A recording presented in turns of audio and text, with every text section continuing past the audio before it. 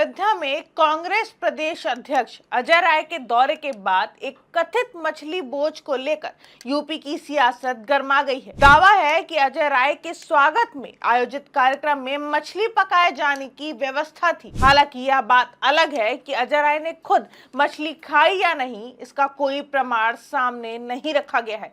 इसी कथित आयोजन को लेकर मुख्यमंत्री योगी आदित्यनाथ ने रायबरेली में कांग्रेस और अजय राय पर तीखा हमला बोला। कल कांग्रेस के प्रदेश अध्यक्ष का आपने आचरण देखा होगा। हनुमानगढ़ी में दर्शन करने जाते हैं और बाहर जाकर के मछली का दावत उड़ाते हैं, ये राम राम चिल्लाते हैं।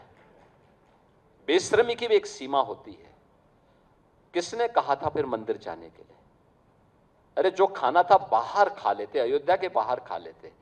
योगी ने कहा कि एक तरफ मंदिर में राम राम और बजरंगबली के सामने दंडवत और दूसरी तरफ बाहर निकलकर मछली की दावत।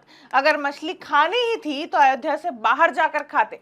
योगी ने कांग्रेस पर दोहरे आचरण का आरोप लगाते हुए, लेकिन उनके कार्यालय में ये है इनका दोहरा आचरण।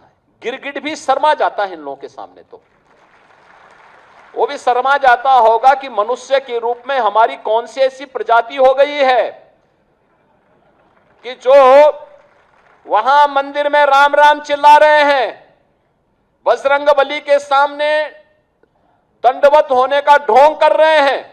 यहां तक कहा कि उनका रूप देखकर गिरगिट भी शर्मिंदा हो जाए। लेकिन मुख्यमंत्री के इस हमले के बाद अजय राय ने भी पलटवार किया।